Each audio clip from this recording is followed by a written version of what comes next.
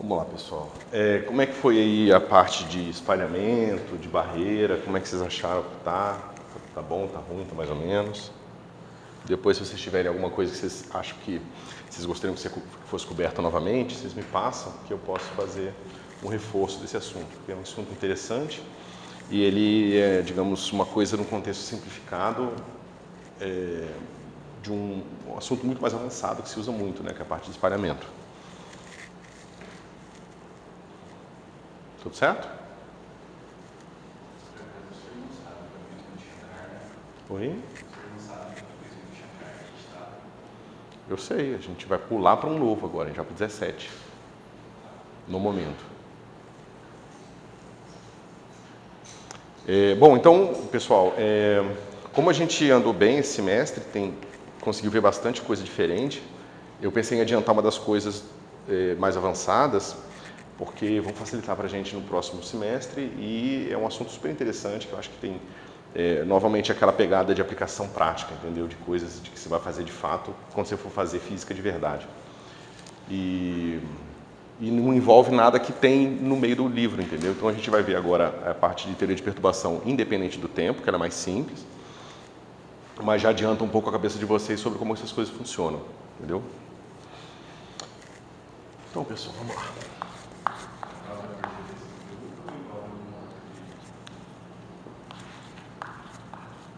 Espera um pouquinho. A prova, pessoal, eu passei para vocês a prova intermediária, né? Foi a parte de pacote de onda e os postulados, né?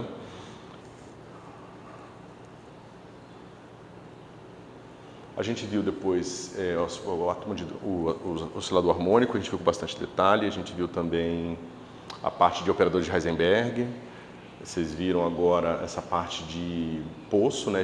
Vocês viram o poço infinito comigo, vocês viram agora a barreira potencial e agora a gente vai ver teoria de perturbação. Eu acho que pode entrar nesses assuntos todos.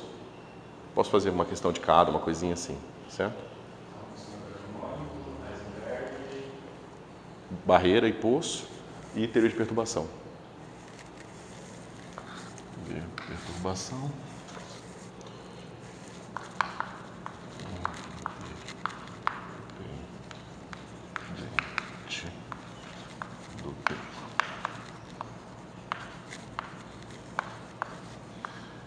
Então aqui, pessoal, a teoria de perturbação dependente e independente do tempo não você poderia pensar que seria uma variação da outra, né? Mas a dependência temporal na teoria de perturbação ela é tão importante no sentido de que ela muda tantas coisas que os assuntos são praticamente independentes, né? Então, assim, quando a gente está trabalhando com uma teoria de perturbação independente do tempo, o que geralmente está acontecendo é que você tem um problema estático, né? Você tem um problema que você não espera ter uma dinâmica complicada acontecendo, certo? Por exemplo, você tem um átomo que você colocou num campo magnético. Aí você quer ver o efeito daquele átomo, o campo magnético, mas no efeito dele, por exemplo, nas energias de ligação ali do átomo, entendeu? Você não quer ver o que acontece, por exemplo, quando você lança um elétron, um campo elétrico variável para ver que se o elétron vai para cima ou vai para baixo. Você não está querendo ver um problema dinâmico. Geralmente você quer ver pequenas variações em torno de problemas já conhecidos, tá certo? E, de forma geral, pessoal, isso é o que se faz na física sempre, né? Então, o bom físico é o físico que consegue sintetizar um problema em poucas, ou numa modelagem mais simples possível. Então, você tem um problema, né? E aqui na mecânica quântica a gente viu que o problema é basicamente modelado pela nossa newtoniana, porque ela que vai definir os estados interessantes, e uma vez definidos os estados interessantes, como que eles se propagam no tempo. Então, o bom físico ele vai encontrar um modelo de ordem zero, de preferência que você tenha a solução analítica, ou seja, você vai encontrar uma newtoniana para a qual você conheça explicitamente quem é as autoenergias aqui. Não só as autoenergias, mas as autofunções também. Ou seja, você vai procurar um problema, o seu problema é complicado em termos de um problema mais simples, que você conheça os autovetores e os autovalores, tá certo? E você vai modelar o seu desconhecimento. Se você fez um bom trabalho aqui, o seu desconhecimento ele vai ficar em termos Eu botei o 0 aqui em cima, deixa eu botar em cima para não pegar notação diferente. Desculpa, pessoal. Então você mapeia tudo aquilo que você não conhece aqui. Certo? Então, pessoal, isso aqui assim, é o segredo da física em geral, né? Por exemplo, você pegar estudo de ondas gravitacionais. Você fala, o cara vai resolver as equações de Einstein para ver a propagação das ondas gravitacionais. Bom, talvez, mas em geral não. Em geral o que você vai fazer é o seguinte, você vai falar, meu universo é uma métrica de Minkowski, simples, o eta aqui, e aqui vai ter a perturbação na métrica que eu vou chamar de onda gravitacional. Entendeu? Então, digamos, isso é uma boa aproximação para um sistema que é um vazio, né, preenchido por ondas gravitacionais. Razoavelmente, se a onda gravitacional não for muito forte, né, dependendo se o seu vazio realmente for bem aproximado por Minkowski, essa é uma boa maneira de descrever o seu problema, tá certo? E, em geral, é isso que a gente quer, tá certo? Tá? Em geral, é isso que a gente quer. E a capacidade de encontrar esse problema aqui, que é o que faz o cara que tem uma boa intuição, que entende a dinâmica do que está acontecendo, conseguir sintetizar isso num problema solúvel, tá certo? Aqui a gente, por enquanto, vai supor que esses estados aqui são não degenerados, tá certo? Ou seja, esses estados aqui, deixa eu botar aqui. Em geral, em vez de simplesmente botar a energia como E, eu vou trocar aqui e vou botar N, tá? Porque o que acontece é que aqui, o rótulo, usar o próprio rótulo como energia vai ficar, como é que se diz, inconveniente para a gente, certo? E a gente vai supor que N0 é não degenerado. Ou seja, H0, N0 é igual a E0N, N0, I, que é o que a gente tinha escrito, e N0 é diferente de M0 se somente se N é diferente de N. Certo? Ok. Então, se somente se significa que se isso for de verdade, isso aqui é verdade, isso aqui for verdade, isso aqui é verdade. Certo? Maravilha. E o que a gente vai fazer, pessoal? A gente vai fazer teoria de perturbação. A gente discutiu já um pouco sobre perturbação. Quando a gente discute séries de potências, a gente fala que as coisas têm uma solução em série de potência, de certa forma você está supondo que aquela sua função de x, por exemplo, né, tem certos coeficientes Cn aqui, x elevado a n de 0 a infinito, tá certo? E você está supondo que, se o seu x for pequenininho, essa série vai convergir com os primeiros termos e você vai ter uma boa aproximação, certo? Essa é a ideia da aproximação em termos de série de potência. É claro que existem funções que são convergentes para qualquer valor de x e que para você convergir você precisa dos primeiros 3 milhões de pontos, 3 milhões de elementos aqui da sua série, tá certo? Mas a gente não quer estudar esse tipo de problema. Isso seria justamente um exemplo de uma má escolha de H0, tá certo? A gente quer problemas em que as primeiras potências já vão dar uma boa explicação, tá certo? Mas a gente entende muito bem o significado de série para uma função, né? Você pega uma função, você expande em série, aí vocês viram toda aquela parafernália de como testar a convergência de série, né? Como é que a gente estende isso agora, já que nossos objetos agora são operadores e vetores no espaço de Hilbert, né? A gente precisa, de certa forma, uma mesma noção aproximada para esses caras, tá certo? O que vocês podem fazer é pensar no seguinte. Essencialmente, um vetor, se você pegar aqui o nosso N0, você pode pegar agora uma base que não tem nada a ver com a hamiltoniana, uma base fixa, tá certo? Por alguma razão você construiu uma base de autovetores e autovalores, não precisa ser autovalores, simplesmente de vetores ortonormais, tá certo? Que vou chamar de E, e você sempre pode expandir esse cara aqui como sendo uma coisa do tipo 0, N. Eu vou até usar vou botar até grego aqui para não ficar achando que tem alguma coisa a ver, tá certo? E aqui eu boto N, mi, certo? Então você sempre pode pensar que um vetor é, de fato, dado uma base constante fixa, o vetor ele fica definido por suas os seus coeficientes, tá certo?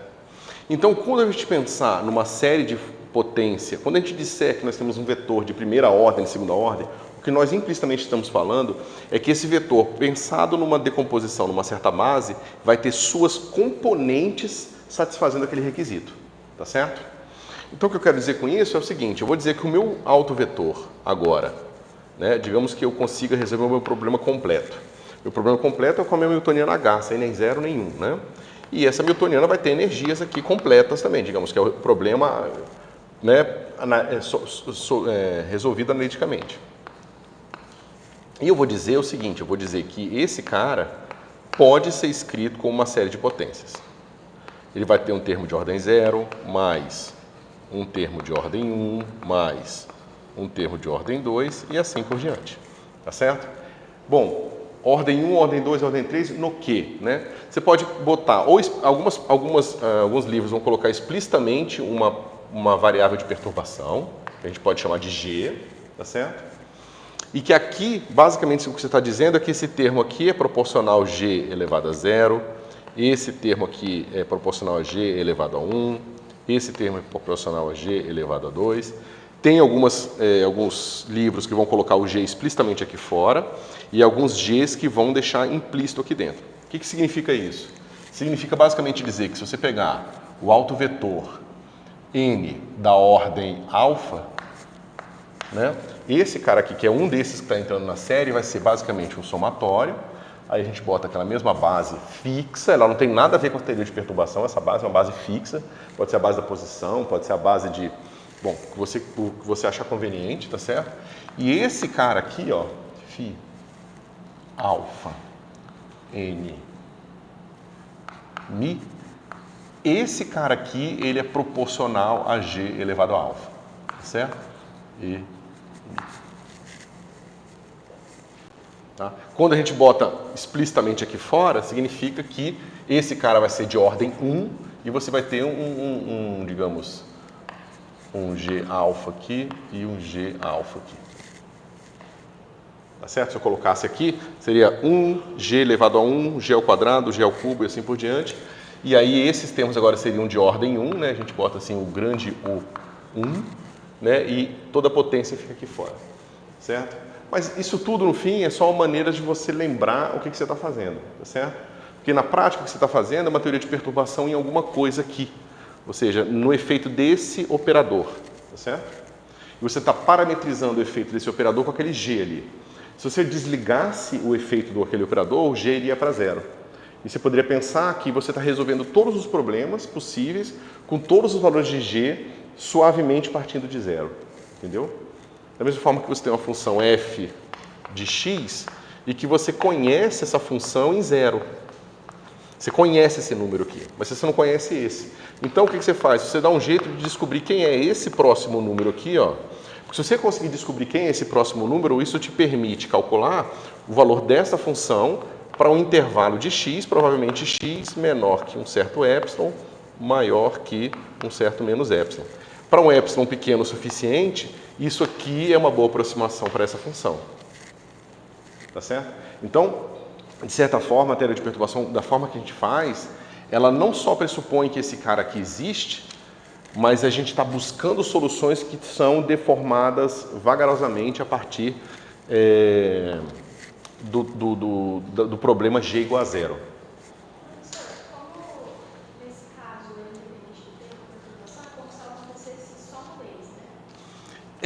Na verdade, ela não acontece, é um problema que é uma deformação do problema anterior, como um todo, entendeu?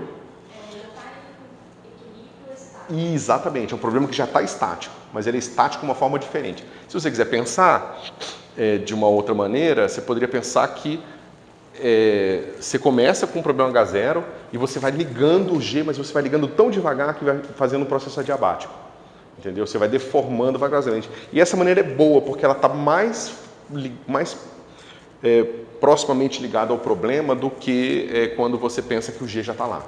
Por exemplo, para vocês entenderem melhor o que isso significa, deixa eu ver se eu pego um exemplo razoável aqui.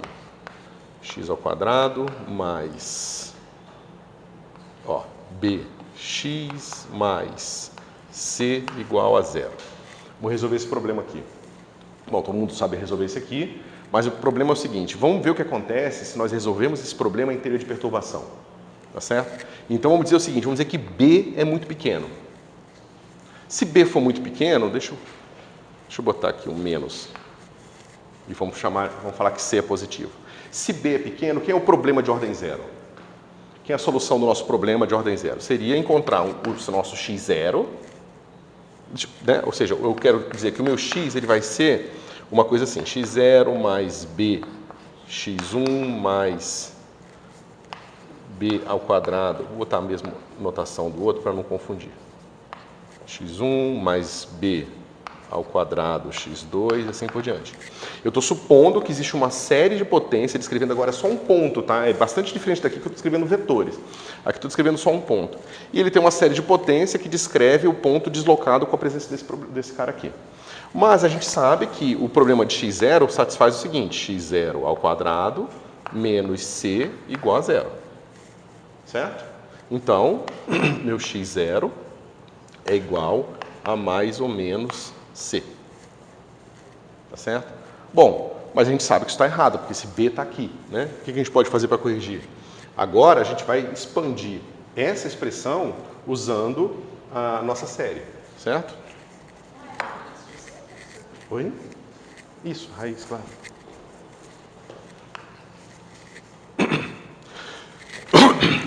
Desculpa.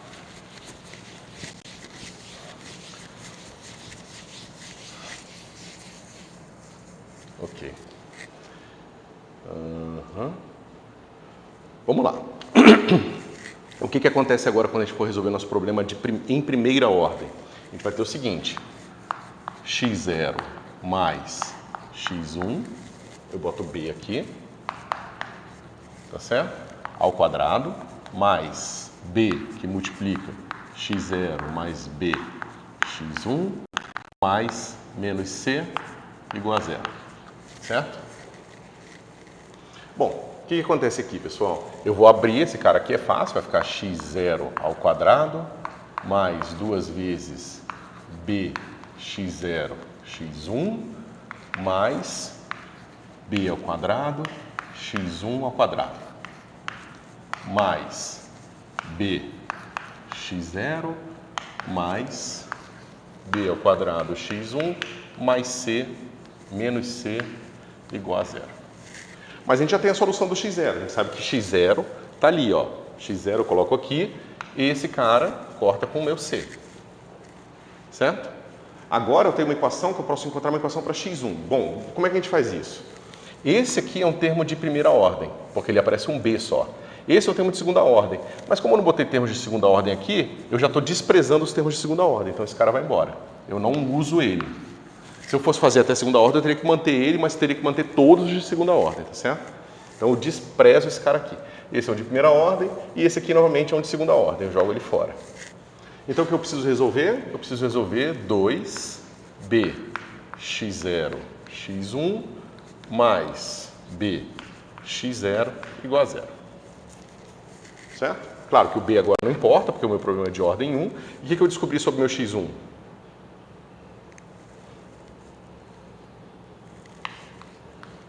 x1 é igual a quanto?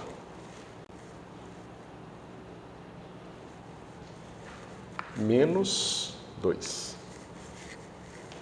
Certo? Não, menos 1/2.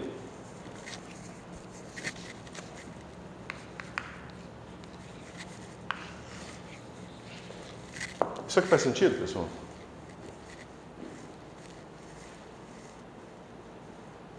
Eu estou fazendo um negócio bem trivial, porque eu acho que pode ajudar a desenvolver a intuição de vocês.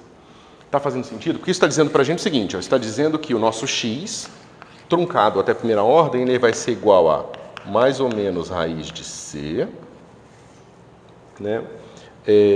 Mais, não, no caso, menos b sobre 2. Isso aqui faz sentido? Vamos lá, como é que é a solução analítica do problema? A gente já sabe a solução completa, porque a gente sabe usar Bhaskara. Então a gente não precisa se preocupar, a gente pode fazer explicitamente a solução, certo? Então, nossa solução vai dizer que as nossas raízes R vão ser mais ou menos, vão ser menos B sobre 2 mais ou menos raiz de b ao quadrado menos 4ac. Né? O a não tem, é só c. O nosso c é positivo, então fica assim. Certo? Essa já é a solução. São as duas raízes. Agora, se eu expandir esse problema aqui, ó, em potências de b, qual o termo de ordem zero? É quando eu tomar o b exatamente igual a zero. Quando eu tomar o meu b igual a zero, isso aqui vai dar o quê? Mais ou menos a raiz de c. Se eu pegar essa função aqui de b, expandir ela e pegar só o termo de b igual a zero. Agora, se eu pegar o próximo termo da série, como é que fica?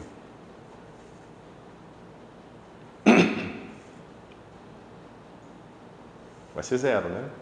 Porque, ó, quando eu calcular a derivada desse cara aqui, vai ficar assim, ó, mais ou menos, aí a derivada desse cara vai ficar 1 meio sobre raiz de b ao quadrado mais 4c, né?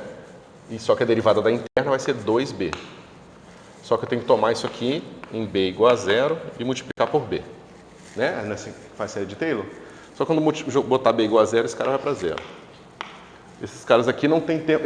Se você expandir isso aqui, você vai descobrir que não tem nenhuma potência ímpar de b aparecendo da expansão dessa função aqui.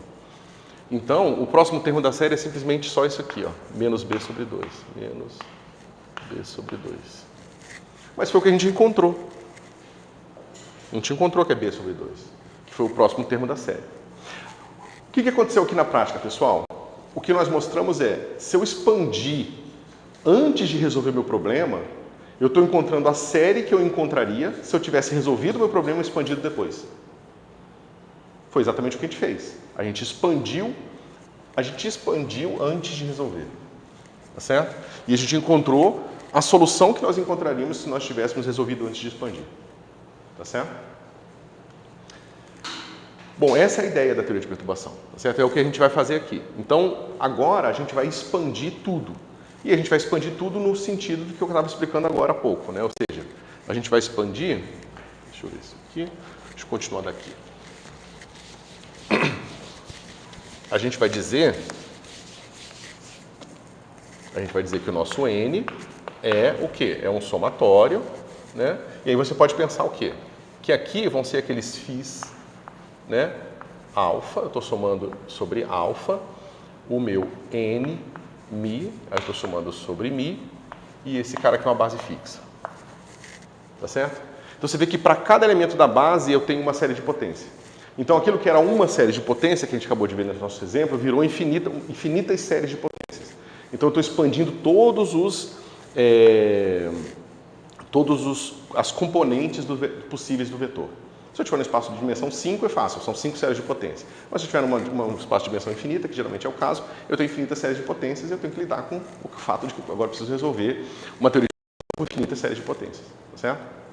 Né? Então isso aqui, a gente poderia escrever o vetor que foi formado com alfa 0 aqui como sendo o meu N0, mais o formado com alfa 1, o meu N1, e assim por diante.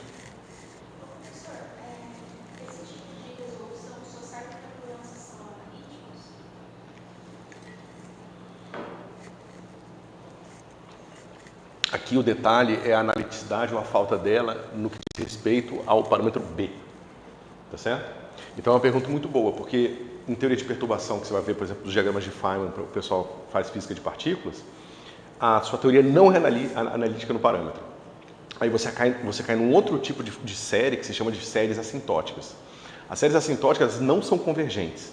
O que você poderia pensar que por causa disso elas seriam inúteis. Mas na verdade você prova que você tem uma certa função f de x, certo? E aí você pode escrever essa f de x como uma sequência de outras funções. Então você tem assim, h0 de x mais h1 de x, mais algum operador aqui maluco atuando no meu f, tá certo? E aí você pode, digamos, repetir o processo aqui para ir transformando esse operador aqui no operador de ordem, sei lá, L. Você pode ir transformando esse operador de ordem L mais 1, L mais 2 e assim por diante. Aí você poderia pensar, bom, se eu continuar fazendo isso aqui até o infinito, eu vou ter uma aproximação perfeita e vou ter uma série de potências para o meu problema. Mas na verdade não. O que você prova é que existe um ponto ótimo até onde você pode fazer essa expansão e esse cara ainda é pequeno em relação aos outros. Mas se você continuar depois de um certo ponto fazendo isso, esse cara vai começar a gerar termos maiores, maiores, maiores e sua série vai começar a divergir. Então é uma maneira de você aproximar uma função, né, de forma controlada, mas não te dá uma solução em termos de uma série de potência. Porque nesse caso, né, pelo menos no exemplo que você deu, você já sabia a solução, daí você comparou. Não, realmente dá para gente. Isso.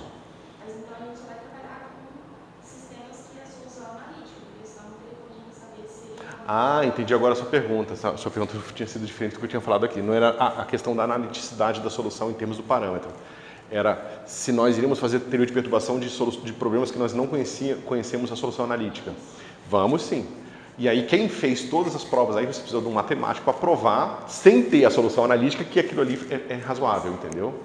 Então, de fato, é não trivial. Não dá para a gente provar aqui que, de fato, a gente vai encontrar uma série convergente. Tá certo? E frequentemente vai acontecer de você simplesmente não saber, tá? Você faz um negócio, você não sabe se converge ou não, e você tenta fazer técnicas para testar a posteriori se aquilo que você fez faz sentido ou não. Mas você tem razão, é um problema. Certo? Bom, então é isso. A gente tem esse cara aqui, que é a nossa expansão do nosso vetor, do nosso autovetor, né? E, de forma similar, a gente pode expandir a nossa energia. Agora é mais fácil porque é só uma série de potência mesmo, certo? Então a gente sabe que, né, eu escrevi aqui de novo, a gente tem aqui a Hamiltoniana completa em N, vai dar EN, N, tudo completo, né? E então a gente vai usar aqui o nosso EN, ele vai ter o EN0 mais EN1 mais assim por diante, certo? Em que tem uma série de potências aqui implícita nesse parâmetro da expansão. Ok? Então, o que a gente faz? A gente vai fazer igual a gente fez com a nossa fórmula de Bhaskara. A gente vai escrever a fórmula completa e expandir ela. Certo? Ou seja, a gente vai expandir isso aqui. Igual. E como é que fica isso, pessoal? Isso aqui vai ficar H0 mais H1, que vai multiplicar N0 mais N1 mais N2, 3 pontinhos, igual, aí aqui vai ficar assim, E N0 mais N1 mais N2 mais, que multiplica esse cara aqui, N0 mais N2, certo? Então eu abri esse cara aqui, o único termo que eu estou expandindo, entre aspas, mas que só tem dois elementos é a minha Hamiltoniana. Todos os outros vão ter todos os termos da série de potência, tá certo? Mas o fato desse aqui só ter dois vai facilitar a nossa vida, porque vai fechar várias contas aqui pra gente. Você poderia ter o caso que está expandindo aqui, tem várias potências aqui do problema, tá certo? Mas nesse caso que a gente está fazendo, a gente vai pegar um termo que a gente acomoda toda a perturbação só em um termo extra. Okay? Bom, como é que fica o termo de ordem zero, pessoal? Você pega todos os caras de ordem zero. H0, N0, N0, N0. Mas isso é o problema que a gente já tinha, né? Ou seja, esse cara é o problema que a gente supõe conhecer analiticamente. Então isso aqui, a priori, é o problema que nós já sabemos resolver. Resolvido. Certo? Em ordem 1, como é que fica o nosso problema? Vamos pegar todos os caras. Então eu vou ter o meu H0 multiplicando o meu N1. Então esse ordem 0, ordem 1, então fica ordem 1, mais o meu H1 N0. Certo? E esse cara aqui, no lado direito, vai ficar como? Mesma coisa. E N0 N1 mais E N1 N0. Tá certo? Novamente, para um valor de N fixo, tá certo? É o rótulo daquele estado que está sendo deformado. Ok? E, bom, o que a gente faz agora com essa equação, pessoal?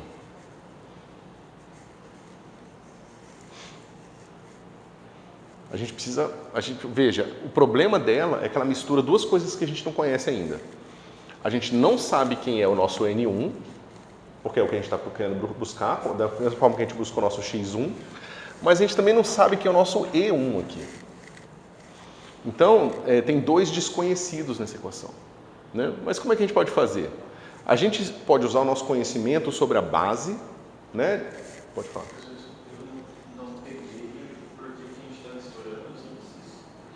Porque a H0 é com N1. Ó, pensa que eu vou fazer aqui a multiplicação de todos os termos por todos os termos. Então, vou ter H0 vezes N1, H0 vezes N0, N1, N2, assim por diante. Depois, o H1, N1, H1, N2, H1, N, né? E assim por diante. Então, tem todos esses termos aparecendo aqui. Eu vou coletar todos que são da mesma ordem. Tá certo? Basicamente, pensa que eu fiz essa bagunça toda aqui, joguei todo mundo para a esquerda e eu tenho uma coisa assim, ó. Complicado vezes g elevado a 0 mais. Complicado vezes g elevado a 1 mais. Complicado vezes g elevado a 2 mais, assim por diante. Eu tenho todos esses termos aqui. Esse complicado pode envolver vetores de base, pode ter toda aquela coisa que eu estava discutindo aqui com vocês. Se eu estou supondo que o meu resultado é analítico em g, ou seja, que eu posso variar continuamente, significa que isso aqui tem que ser verdade para qualquer valor de g. Qualquer potência de g aqui vai agir como um termo independente de uma série de potência. Tá certo? Então a gente sabe que quando a gente iguala isso aqui a zero, é a mesma coisa eu dizer que esse tem que ser igual a zero, independente desse ser igual a zero, porque eu não estou dizendo que isso aqui é igual a zero para um valor particular de g, mas eu digo que é igual a zero para esse contínuo de variáveis, de variações de g, entendeu? Então agora eu tenho que satisfazer todas as equações de mesma ordem. Então quem foi o cara que multiplicou esse cara aqui? É esse aqui, ó. São todos os caras que têm termos de ordem g. Quem é esse complicado que multiplicou g1 aqui?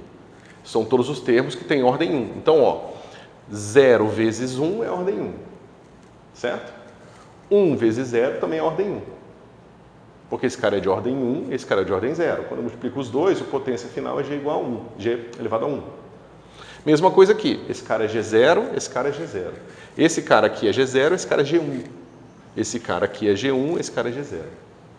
Tá certo? Aí eu coletei, então, os termos de ordem 1 e agora essa equação, como tal, precisa ser resolvida separadamente. Certo? E aí a gente pode ir subindo conforme quiser, né? Então a gente parte do 0, você parte do 0, agora N1, daí 2, 3, 5. E assim por diante, você vai montando os bloquinhos, tá certo? Aproveitando, professor, o livro cita a aproximação da KB. Fiquei curioso porque eu não faço ideia do que é isso. A gente começou isso na outra aula, mas eu preciso rever uns detalhes, porque tem uma relação muito interessante a aproximação da WKB e as integrais de trajetória.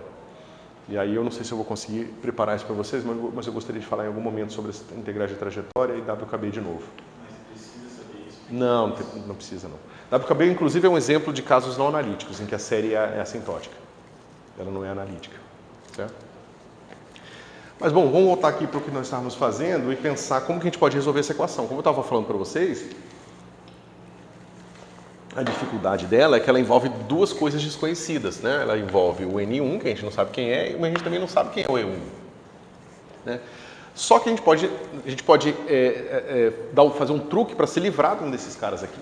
A gente tem que lembrar que os nossos N zeros, para todos os N's possíveis, que são os rótulos dos autovetores do problema H0, eles formam a base ortonormal, tal como sempre se forma, né? Inclusive aqui a gente está fazendo a hipótese de que essa base é não degenerada. Com a base ortonormal, eu pego essa expressão aqui toda e vou sanduichar com o meu M0, tá certo? Para M diferente de N.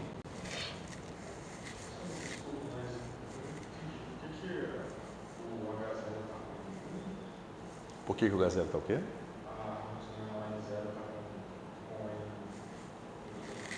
Aqui, ó. Eu primeiro peguei todo o H0 com todos os caras. H0N0, H0N1, H0N2 e assim por diante. Depois eu peguei o H1 com N0, H1 com N1, H1 com N2 e assim por diante. Agora eu agrupo todos aqueles caras que têm o mesmo potência de G. Tá certo? Então esses caras aqui têm potência de G elevada a 0. Não, mas ali com H0 é N0, né? Isso. Mas ali com H0 é N1. Isso, porque é esse H0 vezes esse N1 aqui. E depois é H1 vezes o N0. Eu só estou fazendo toda a distribuição de termos e estou coletando só aqueles que eu sei que lá dentro vão ter potência G1. Beleza? Então, se eu fizer o sanduíche do Bra com um M0, novamente, M é um segundo autovetor do problema H0, tá certo? Com rótulo diferente. E a gente sabe, para nossas teorias, inclusive quando a base é não degenerada, que isso vai levar a um produto zero de M com N. Certo? Ou seja, aqui vai ficar assim. M0, H1, N1, mais M0,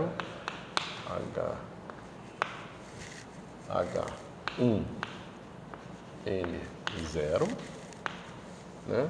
Estou conseguindo fazer E, N0, M0, N1, mais E, N1, M0, N0. Certo? Bom, como eu escolhi esse cara diferente desse, então nesse caso, isso aqui vai para zero. Tá certo? E eu posso fazer mais uma coisa. Eu posso lembrar que o meu H é autoadjunto, então ele atua tanto como ele atua igualmente na direita como ele atua na esquerda. E nesse caso é H0M0. Mas isso aqui me dá a energia do mésimo estado, certo? Então isso aqui vai me dar E, M, 0, né?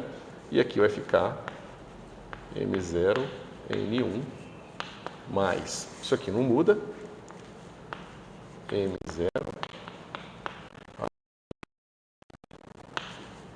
igual a E.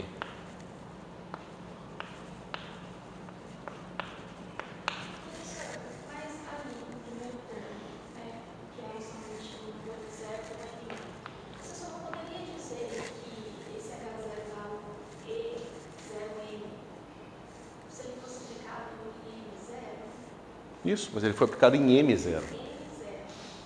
Veja, aqui são todos os autovetores de H0. Eu tenho vários valores. Eu tenho com M igual a... Esses autovetores M você, a princípio, conhece também. É o mesmo grupo aqui. Imagina que eu obtive 38 vetores aqui. Quando eu escrevi N, é porque eu escolhi um desses 38. Quando eu escolhi M, eu escolhi um outro desses 38 que não é o mesmo. Que também faz parte da solução desse problema. Que também é uma solução para esse problema com uma energia diferente. Tá certo? O M aqui, isso aqui é um autovetor desse aqui, tá? Ou seja, o que eu quero dizer é que é o mesmo problema, tá? Só estou usando uma letra diferente. É igual falar f de x e depois botar f de y, mas a função sendo a mesma, entendeu? Esse cara aqui é mesma coisa, tá? Maravilha. Bom, mas agora a gente já tem, ó, um desconhecido e o outro eu consegui me livrar dele, ó. O outro cara que eu não conhecia era a primeira correção da energia. Consegui me livrar dela. Então o que eu posso fazer? Eu posso botar todo mundo de um lado, dividir e vai ficar como? A gente vai encontrar que M0, N1 vai ser igual a M0, H1, N 0 dividido por E, N0 menos E, N0. Então veja, era meio de se esperar, né, que a gente não fosse conseguir encontrar a solução, ou seja, a gente fosse encontrar o vetor N1 de uma vez. A gente iria sempre encontrar ele em termos de uma expansão dele numa certa base. E qual base mais natural para encontrar a expansão dele do que simplesmente a base do problema de fundo, tá certo? Então agora eu conheço as componentes do meu N1 na base 0, tá certo?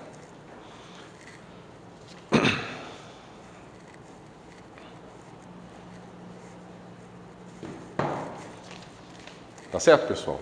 E eu posso voltar aqui agora e falar o seguinte, deixa eu fazer o seguinte, vamos escolher agora M igual a N. Tá certo? Como é que vai ficar essa equação aqui? Porque, né, essa equação aqui eu vou ter esse mesmo termo, então vai ficar assim. E M0, só que agora vai ser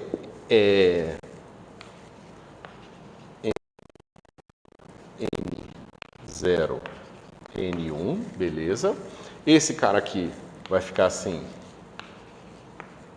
Caramba.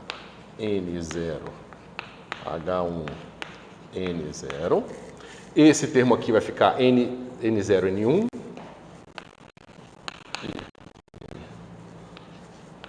N0, N1. Mas veja, aqui, é porque eu escrevi errado, é N. Você veja que normalmente seria diferente, porque quando a energia age aqui, quando a minha newtoniana age aqui, saiu uma energia diferente da que tinha saído aqui. Mas agora que eu estou escolhendo N igual a M, essa energia é igual a essa. E como essas duas são iguais, e o termo que as multiplica é o mesmo, isso aqui vai cortar com esse cara aqui. Ó, esse termo, ele vai embora com esse cara aqui. E a gente tem esse último aqui, que vai ser mais N1, só que agora vai ficar N1, N1, que é ortonormal. Então isso aqui vai dar 1.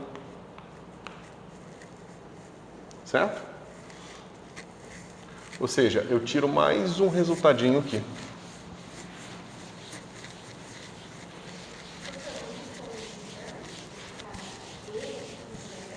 Que agora eu estou fazendo N igual a M. Então vai ficar N0, N0. Eu vou falar que é 1 porque é ortonormal, é uma base aqui, ó, tá vendo? Essa base aqui. Não é mais 0. Foi 0 quando eu fiz aqui o M diferente de N. Agora ficou assim. Ou seja, eu obtenho mais um resultado, que é esse aqui. A minha correção na energia vai ser igual a simplesmente esse termo aqui. Cadê você?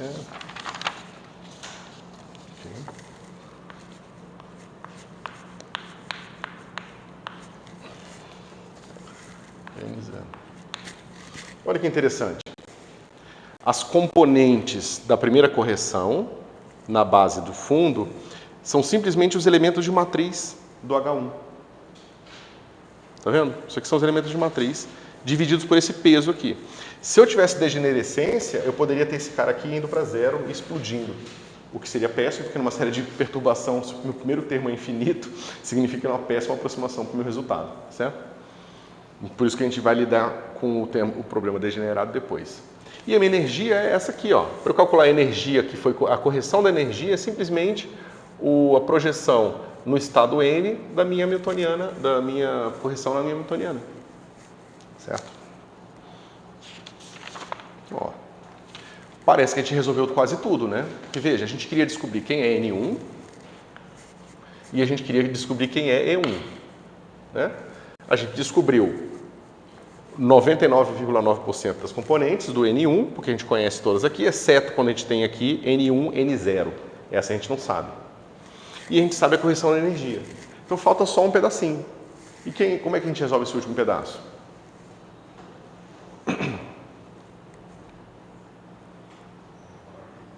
Não. A gente tem que lembrar de duas coisas.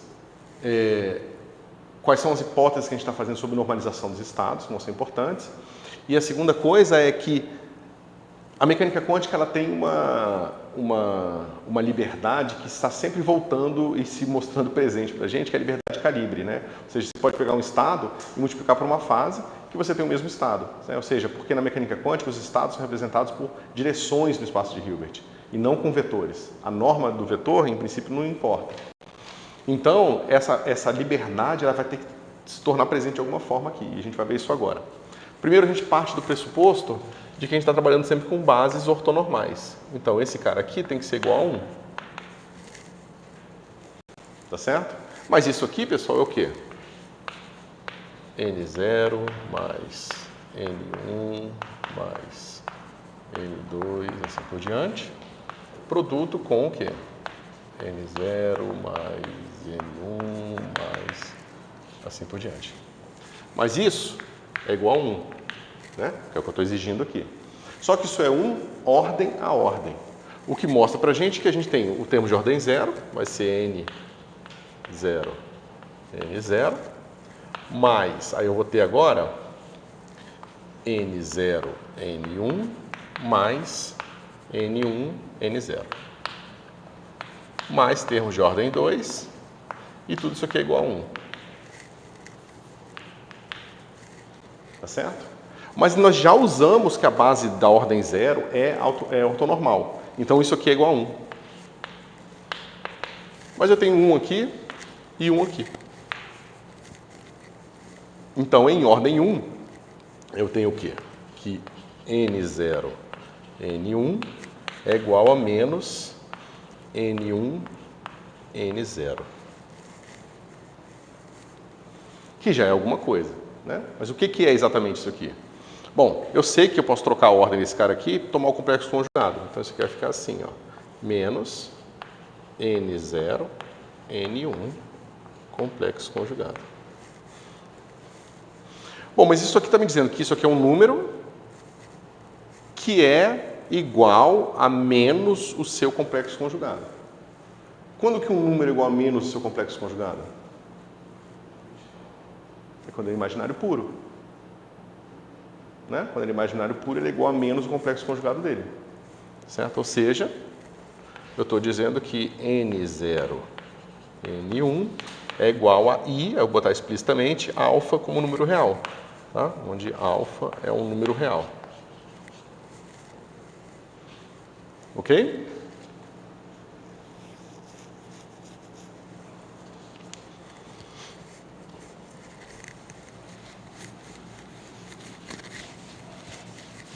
E agora, como é que eu uso isso?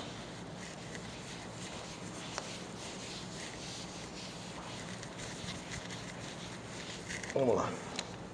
Então é o seguinte, eu tenho meu vetor E, meu vetor N, certo?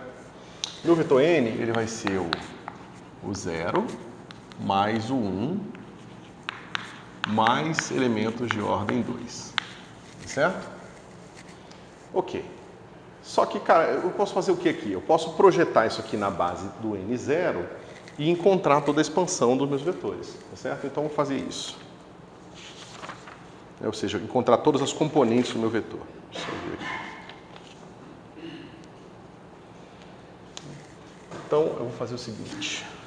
Deixa eu ver. Esse cara aqui, ele já está na base que eu quero. Tá certo?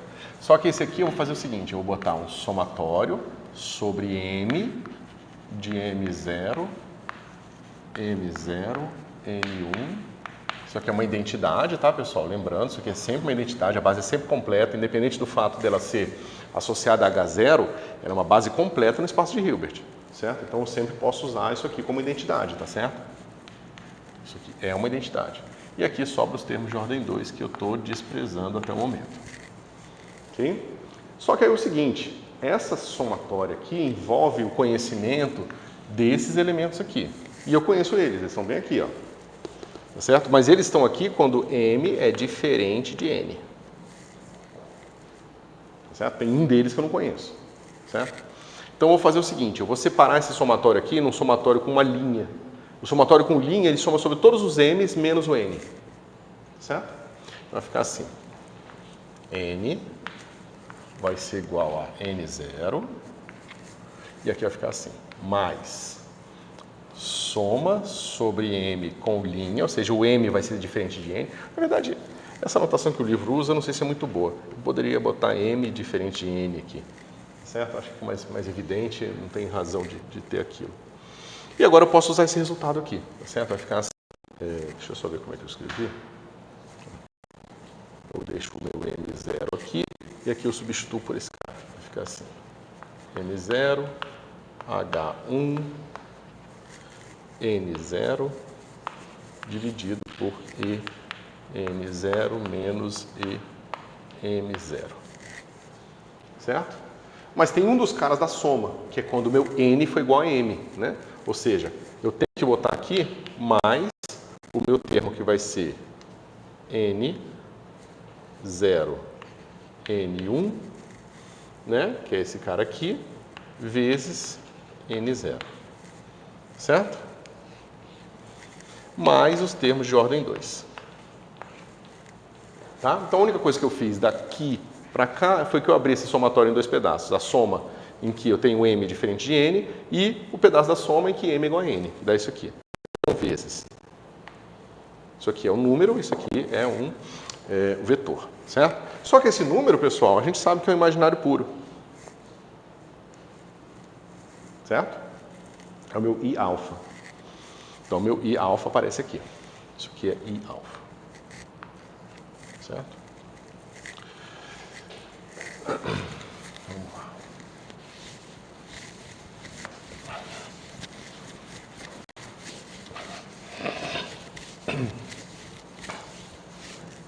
Vamos organizar isso aqui então. Vai ficar assim, ó. N vai ser igual a 1 mais I alfa, N0. Só botei, eu juntei esse cara com esse aqui, tá certo? Mais uma soma de M diferente de N desses caras aqui. M0. Oi?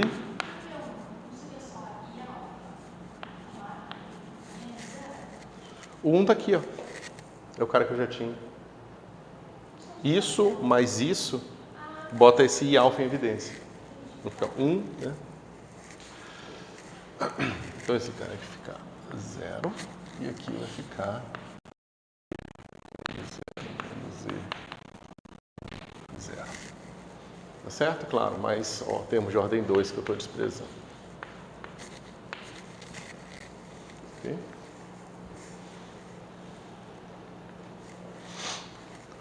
E aí, pessoal, como é que eu faço? Porque eu não conheço esse alfa, né? Mas eu tenho, como eu falei para vocês, a liberdade de fase. Esse vetor ele pode ser modificado da forma que eu quiser e manter o mesmo estado físico sendo representado por ele, certo? Então, a primeira coisa que eu vejo é o seguinte. Eu estou fazendo uma conta que é uma conta em séries de potências de G, se você quiser pensar assim.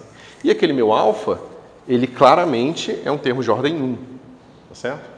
Mas se ele é um termo de ordem 1, significa que 1 mais I alfa é igual a exponencial de I alfa, né? Em ordem 1. Vocês concordam? Parece que eu estou roubando, né? Mas só basta você lembrar que esse cara aqui e esses caras aqui, se eu expandir em potências de G, esse cara concorda com o lado esquerdo até a ordem 1. Porque a expansão, né? A expansão da exponencial é 1 mais I alfa menos alfa quadrado sobre 2 e assim por diante. Mas até a ordem 1, esse cara é igual a esse. Tá certo? Portanto, o que eu posso fazer? Eu posso simplesmente escrever esse cara aqui como uma exponencial e redefinir. Eu vou dizer o seguinte, o meu N que eu tinha, que é esse que está aqui, eu vou escrever ele como sendo exponencial de menos I alfa, o meu N anterior. Tá certo? Maravilha. Então agora significa que o meu novo N, ele vai ser o meu N0, por uma escolha de fase, tá certo? Mais soma de M diferente de N de M0, M0, H1, M0 e 0N menos E0M. Isso aqui tudo exponencial de menos I alfa. Certo? Mas veja, pessoal, isso aqui é um termo de ordem 1. E esse cara aqui, ele é 1 mais um termo de ordem 1. Então, até a ordem 1, esse cara vai embora. Certo? Porque eu já tenho uma coisa que é de ordem 1, multiplicando uma coisa que tem 1 mais um outro termo de ordem 1. Então, quando eu jogo fora esse exponencial desse termo, eu estou jogando fora um termo de ordem 2. Certo? Então, pronto. Temos aqui a nossa teoria de perturbação, independente do tempo. A gente sabe calcular o novo autoestado com uma certa escolha especial de fase, tá certo? Porque é justamente arbitrária. Então, a gente sabe encontrar o novo estado e a nova energia, né? Que a gente tinha, posso reescrever aqui. E N vai ser igual a N0 H1 N0. Certo?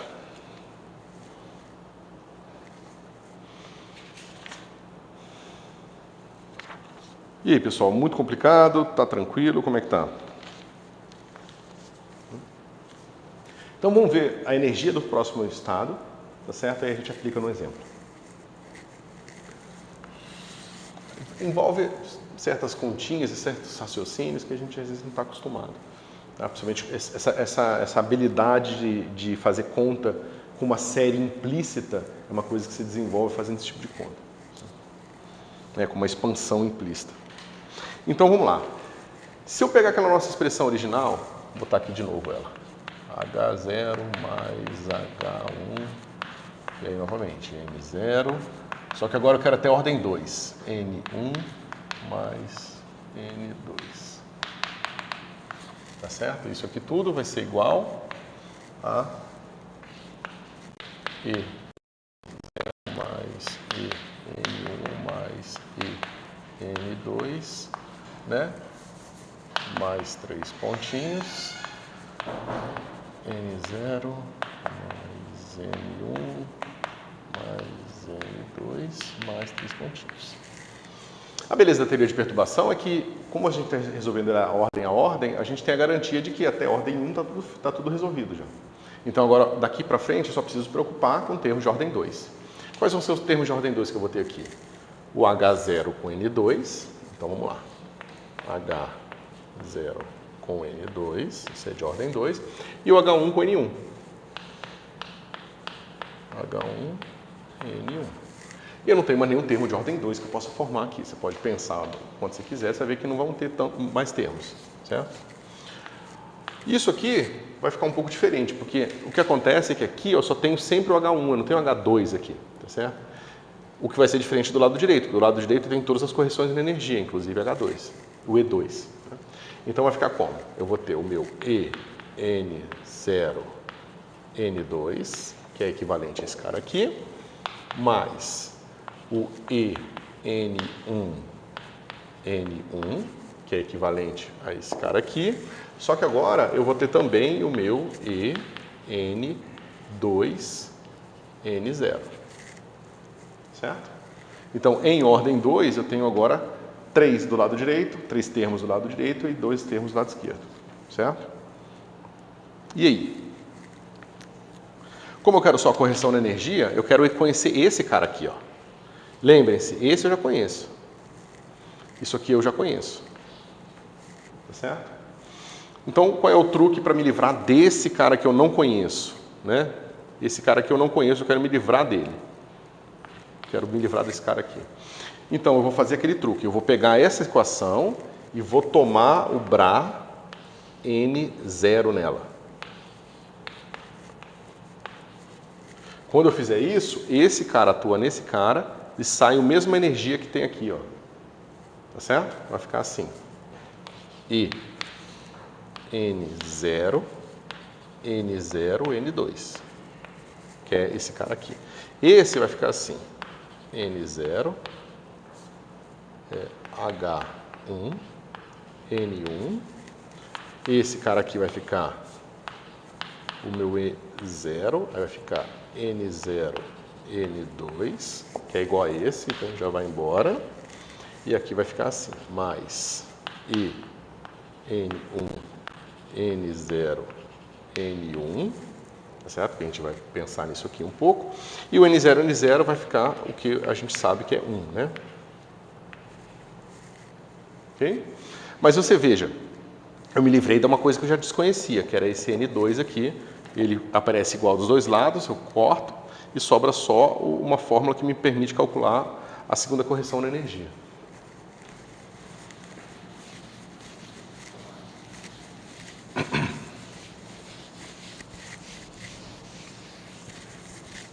Como é que isso dá uma energia para a gente? Veja.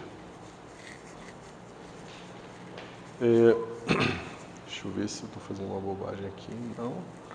Esse cara aqui vai dar N0, N1. e nosso N0, N1, ele está aqui. Aqui a gente não tem o N aparecendo aqui, então esse cara é ortogonal, e N0, N1 vai sobrar só esse pedacinho aqui, certo? Deixa eu ver se eu errei alguma coisa.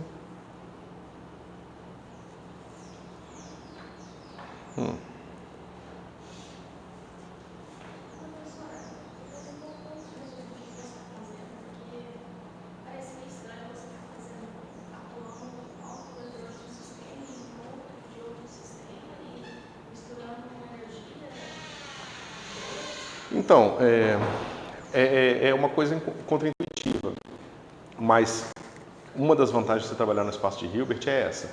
Não existe, você não precisa se justificar. Assim, o que eu quero dizer é que a base que você está usando, ela não precisa ter nenhuma relação com o seu problema. Você pode, de fato, usar uma base de vetores que você desenvolveu para o problema A para expandir o problema B. Se isso vai ser útil para você ou não, é outro papo, entendeu? Mas aqui, de fato, a gente tem essa liberdade, por incrível que pareça. Por mais que eu conheça somente a minha energia, meu H0, e tenha as bases dele, eu tenho a liberdade de usar a base dele como identidade, como tudo, como expansão, né, para todos os elementos que eu estou fazendo. Certo? Deixa eu só me lembrar de uma coisa aqui. Ah, tá. Bom. Beleza. Então, a gente tem esses termos todos aqui, a gente só precisa pensar nesse, tá certo? Mas veja, pessoal, esse cara aqui é o nosso N0, e esse aqui é o nosso N1, tá certo? Se você olhar nosso N completo, ele é N0 mais N1. Mas depois que a gente fez essa troca de fase, você vai ver que não tem aqui no nosso N1, né? Isso aqui tudo aqui, ó, é o nosso N1. Não tem nenhuma componente na direção N, porque nesse somatório eu removi, e o que tinha de ordem 1 na direção N era essa fase aqui, tá vendo? É de ordem 1 na direção N0. Eu removi com uma mudança de fase. Então, esse cara aqui, o N1, é ortogonal a N0, porque não tem N0 aqui aparecendo na soma, tá vendo? Estou somando sobre todos os valores de M que são diferentes de N. Então, esses caras aqui são ortogonais a N0. Então, isso aqui é 0 também. Ok? Ou seja, a nossa energia... tá? A nossa energia vai ser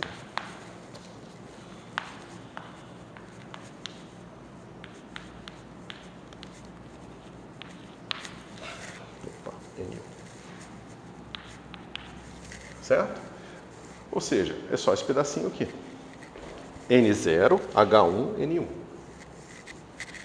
Só que eu sei quem é o N1, eu posso escrever explicitamente. Vai ficar assim, soma sobre N diferente de N, de N0, H1,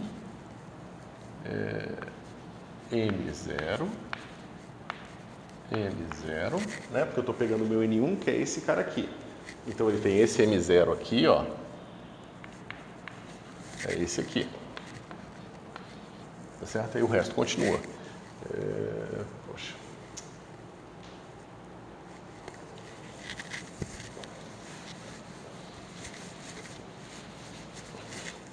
Então, vou só terminar de escrever aqui. Ó. H1, de novo, N0, né? Isso aqui tudo dividido por N0 menos N0. Tá vendo?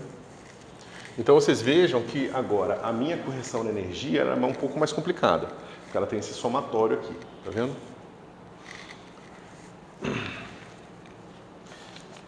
O que vocês vão começar a perceber, se vocês continuarem essa brincadeira para as próximas ordens, é que você vai ter os termos de ordem N, eles vão estar associados a uma certa potência da sua hamiltoniana, da sua correção, tá vendo? Então você vê que isso aqui é a correção de segunda ordem, ele envolve duas potências do seu H1 aqui, ó. Ele aparece duas vezes, tá vendo? E tem essas projeções todas aqui que você pode fazer. Deixa eu fazer uma coisa. Isso. E esse cara aqui é o módulo desse cara aqui. Então a gente pode escrever da seguinte forma: isso aqui é soma de M diferente de N, e esse cara fica assim: módulo ao quadrado de N0, H1, N0, sobre EM0 menos EM0. Certo? Maravilha.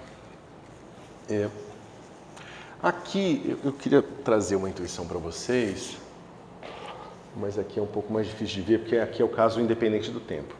Quando for uma situação dependente do tempo, vocês vão ser capazes de interpretar essas contas como processos. Como, por exemplo, vem um estado zero, interage com a sua correção, depois projeta no estado zero, interage de novo.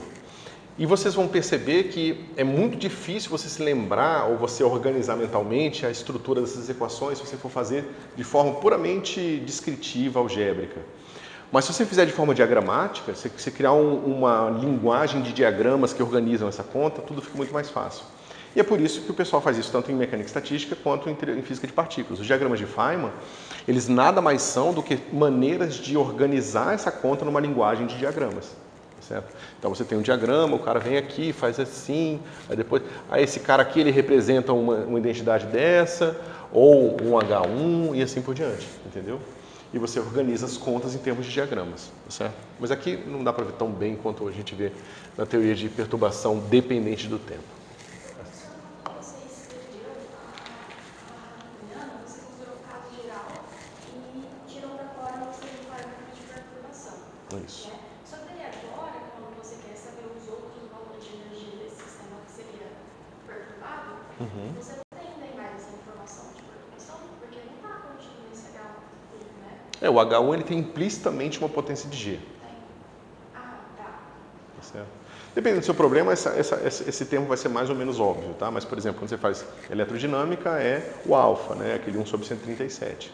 Quando você faz cromodinâmica, é um problema, justamente porque esse cara não é pequenininho. Você precisa fazer outros limites na cromodinâmica para que aquilo ali seja um número pequeno, entendeu? Mas, não é tão simples assim. A determinação do parâmetro de expansão, tá certo? E aí tem toda a relação de uma teoria ser renormalizável ou não renormalizável, dependendo da qualidade e do tamanho desse parâmetro de expansão, certo? Ok, acho que a gente pode ir para o exemplo.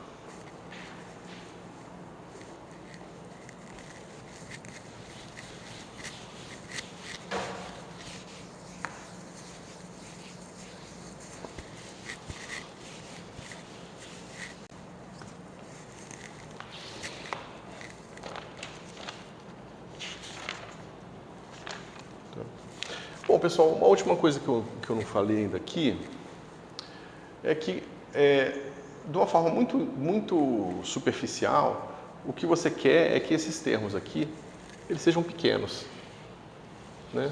Lembra que esse termo aqui eu tirei lá da determinação do nosso N1, tá certo? Mas é claro que a coisa é muito mais complicada que isso, tá certo? Para você realmente avaliar se a série é convergente, você tem vários outros requisitos, tá certo? E essa é uma condição necessária, tá certo? Que esses termos sejam pequenos, certo? Mas não é uma condição suficiente, ok? Mas vamos lá. Vamos pegar um exemplo seguinte. Eu tenho a minha Hamiltoniana, ela vai ser assim. H0 mais H1 e o meu H0 ele vai ser P quadrado sobre 2M mais M ômega 2 sobre 2x2. Deixa eu falar uma coisa aqui que eu acho que faltou, que foi por causa da sua pergunta sobre essa brincadeira de expandir uma coisa em termos da outra, né? Quando as pessoas falam por exemplo, vocês já ouviram falar do termo partícula virtual? Parece uma partícula virtual e tal. Esse conceito de partícula virtual, ele é um conceito que foi introduzido pela nossa insistência em expandir um problema que está campos interagindo em termos de um problema onde não tem ninguém interagindo com ninguém. Então, esses estados de fundo, que são os estados N0 aqui, são os estados que as partículas viajam livremente e nunca interagem nenhuma com a outra. Ou seja, o fóton passa pelo elétron e nem vê ele, tá certo? E aí você diz que essas partículas que são quase que artificiais são as partículas virtuais, entendeu? É uma maneira de você dar nome a esses estados, que são estados virtuais, que na verdade eu saí do estado N, passei por um estado virtual e depois voltei para o estado N, entendeu? Mas na verdade ela é um resultado direto do uso do teoria de perturbação. Se você não fizesse teoria de perturbação, aquele conceito de partícula virtual nem apareceria, entendeu?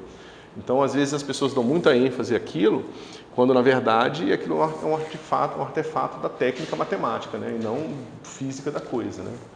Por isso que essas partículas virtuais, às vezes, fazem coisas malucas, viajam de trás para frente no tempo, tem massa, entendeu? Essas coisas estranhas acontecem. Mesma coisa quando tem os ghosts. As pessoas gostam muito de falar que essa teoria tem ghost, não tem ghost. Então, é uma teoria que tem fantasma, que são umas partículas esquisitas com propriedades trocadas. Mesma coisa. Às vezes é só um problema da teoria de perturbação, você mostra que a teoria final não tem fantasma, entendeu? Ou não, às vezes é um problema da sua teoria mesmo, tá certo? Mas é uma questão, novamente, é que o físico, ele não consegue se segurar e tentar dar significado para tudo que ele está fazendo. Então ele faz uma conta meio maluca, ele tenta dar um nome para aquelas coisas e começa a imaginar aquelas coisas como entidades que existem, entendeu? E isso pode atrapalhar ou pode ajudar.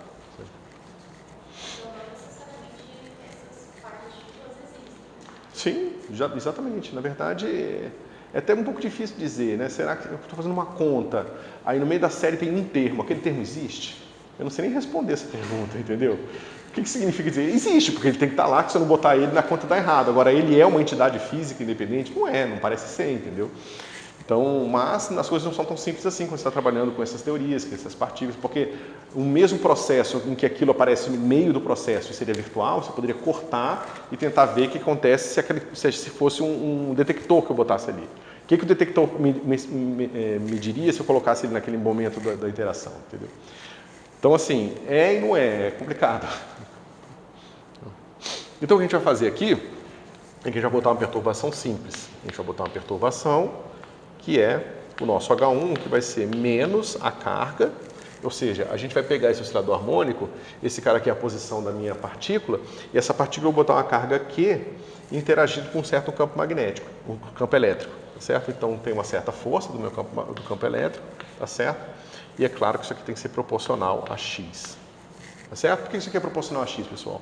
Se isso aqui for um potencial eletrostático, o gradiente do potencial me dá o campo elétrico, e o campo elétrico aqui eu estou fazendo uma constante na direção positiva, tá certo? Então, menos gradiente do potencial me dá uma força constante de intensidade F aqui, né? Na verdade, o campo elétrico de intensidade F, e claro que a força vai ser carga vezes o campo elétrico, certo?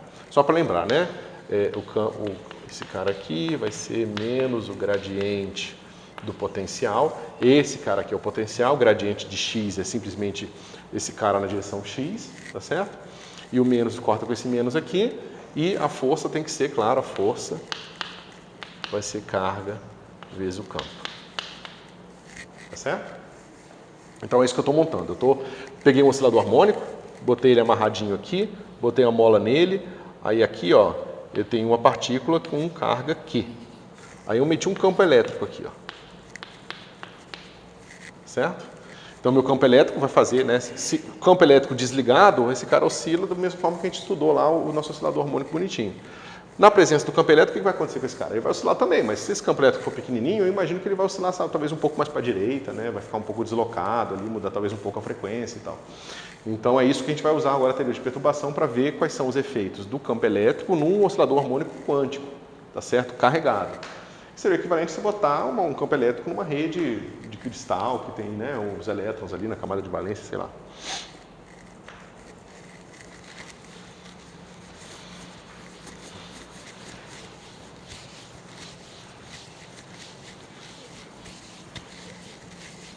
Bom, como é que fica isso aqui? E N1 vai ser igual. A primeira correção na energia vai ser N0, H1, N0. Certo? Mas aí, pessoal, como é que a gente resolve essa conta aqui? A gente sabe que o único operador que aparece aqui dentro é o X. Né?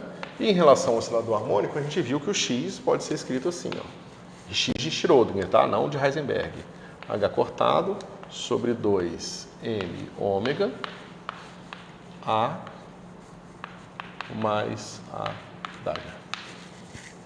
Certo? E a gente já sabe as bases de fundo, né? As bases de fundo, ou seja, a base que diagonaliza esse operador aqui é a base dos n's, né? Dos operadores número que estão associados a essa decomposição x aqui que a gente fez lá atrás, certo? Mas isso diz o que para a gente sobre a nossa energia? Esse cara vai ficar assim, N0 menos QF, deixa eu botar aqui todo mundo, raiz de H cortado sobre 2N ômega, A mais A Dagger, não esqueci nada, não, menos QF, ok, N. Bom, mas esse cara ele vai levar o N em N mais 1 e esse cara vai levar em N N menos 1. E quando eu pegar N mais 1 com N dá 0, N menos 1 com N dá 0. Então a correção é 0. Pelo menos em primeira ordem a correção é 0. Isso pode acontecer frequentemente em teoria de perturbação. Você descobre que as únicas correções possíveis são de ordem potência cúbica ou qualquer coisa assim. Pode falar. Então eu quero fazer o sanduíche de N com N. Lembrando que esse cara aqui, ó, N0 é igual a minha energia N0, tá certo? Lembra, a gente está trabalhando com oscilador harmônico aqui, ó. Esse cara é meu oscilador harmônico. Então, a gente sabe que o nosso H0 vai ser H cortado ômega, operador número mais meio. Tá certo? Então, esses caras aqui são os autoestados do meu operador número. Como esses caras são os autoestados do meu operador número, o operador de criação vai levar N em N mais 1 e o operador de aniquilação em N em N menos 1. Só que a base é ortonormal. N mais 1 com N dá 0 e N menos 1 com N dá 0 também. Então, isso aqui dá 0. Certo?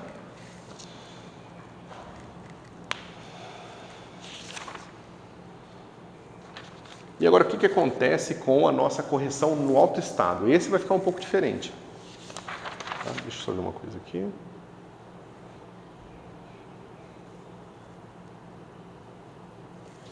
Ok. Vamos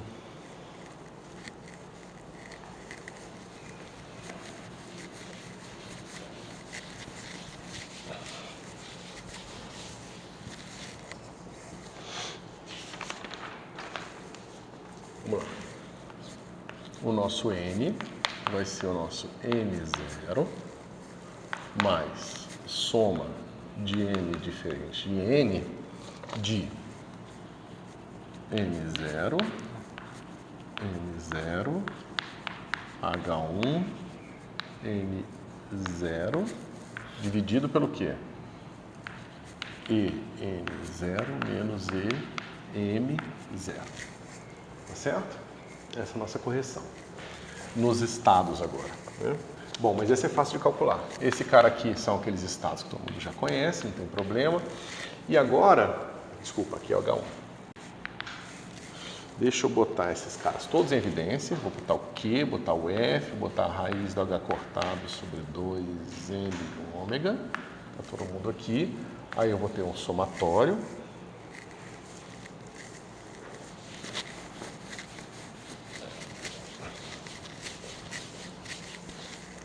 Aí vai ficar assim, ó. M0. Aí vai ficar M0. Aqui vai ficar A mais A Dagger. Deixa eu ver se eu perdi. Isso. M0. E tem um menos aqui, né? Deixa eu ver se eu esqueci alguma coisa. Não, só peguei meu H1. E as nossas energias, lembra? A energia está aqui, ó. É H cortado ômega N, né? Então vai ficar assim. H cortado ômega N menos M. Lembrando que N não pode ser igual a M, tá certo? Deixa eu ver se eu esqueci alguma coisa. Aí a gente vai lembrar que o meu operador de criação em N, ele vai ser raiz de N mais 1, N mais 1, 0, tá certo? E o meu operador de aniquilação em N0 vai ser raiz de N0, N menos 1, 0. Não está elevado a 0 não, é só para lembrar que isso aqui é o rótulo dado um estado que está associado ao termo de ordem zero, certo? Bom, agora eu posso fazer a conta, né? Isso aqui vai ficar como? Botei para dentro.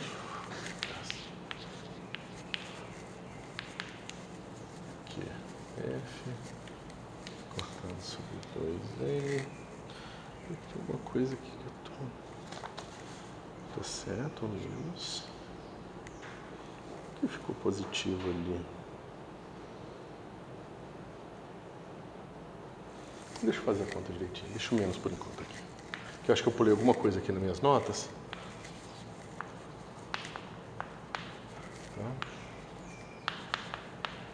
M. Esse cara que está certo. Esse cara aqui, ó. Então, quando esse aqui agir aqui, vai ficar como? Vai ficar... Eu vou separar os dois, tá? Então, vai ficar assim. M0. E aqui vai ficar delta de M com N mais 1. É esse cara aqui. E aí tem uma raiz de N mais 1. Tá certo? Aqui eu não preciso botar esse zero aqui não, porque o rótulo é um número já. Ok. Agora, esse aqui atuando aqui, vai ficar mais... Isso, esse aqui é o delta, tá? Isso, então vai ficar M0, delta de M, N menos 1, porque esse cara vai ficar N menos 1. E aqui vai ficar raiz de N. Tá certo? Que foi o meu operador de aniquilação agindo aqui. Certo? Isso aqui tudo dividido por H cortado ômega N menos M. Tá certo? Ok. Só que eu estou somando sobre todos esses números M aqui e tem uma delta de Kronecker. Então a delta de Kronecker vai matar o somatório de duas formas.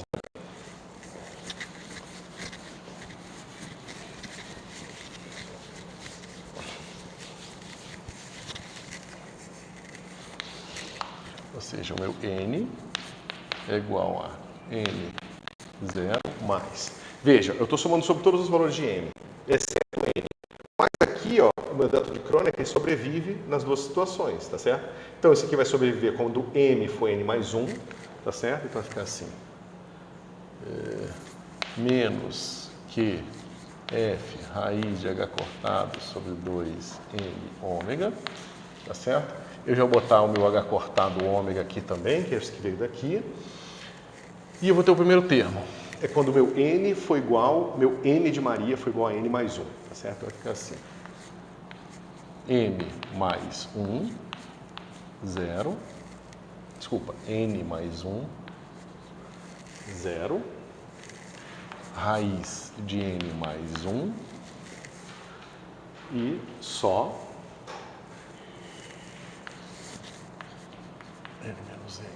E aqui vai ficar mais, agora vai sobreviver só quando o meu M for N menos 1.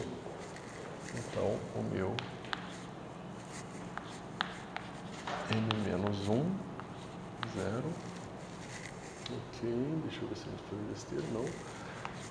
Aqui. N de N. Ok, deixa eu ver se eu perdi alguma coisa. Ah, não, tá. Esqueci de uma coisa. Aqui, no primeiro, o meu M ele vai ser igual... Aqui, o meu M vai ser igual a N mais 1. Então, aqui vai ser N menos N mais 1. Certo? O outro vai ser N menos 1, 0, raiz de N. E aqui vai ficar N menos N menos 1. Tá certo?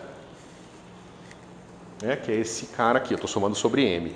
Aqui o M vai ser N mais 1, só que isso aqui é menos 1 e isso aqui é mais 1. Certo? Então agora sim, finalmente eu boto todo mundo junto. N é igual a N0 mais QF sobre H cortado ômega raiz de H cortado sobre 2m ômega. Aí vai ficar assim, raiz de n mais 1, n mais 1. Eu precisava disso, né? E aqui menos raiz de n, n 0. N menos 1, 0. Ok? Maravilha. Bom, pessoal, eu vou discutir mais algumas coisas de teoria de perturbação, que eu acho que o nosso horário já foi, né? Ah, não, tem um minuto. Então, veja, a gente vai discutir um pouco sobre a física disso aqui que a gente obteve, tá? Mas é uma questão só de que a gente viu que agora o que era um estado que simplesmente estava no estado N, quando você bota o campo elétrico, ele meio que espalha o estado em N mais 1 e N menos 1, tá vendo? Então, a correção do campo elétrico é expandir um pouco a largura desses estados aqui, certo? Mas depois a gente vai ver direitinho o que isso aqui significa, certo? E é isso, pessoal. Por hoje é só.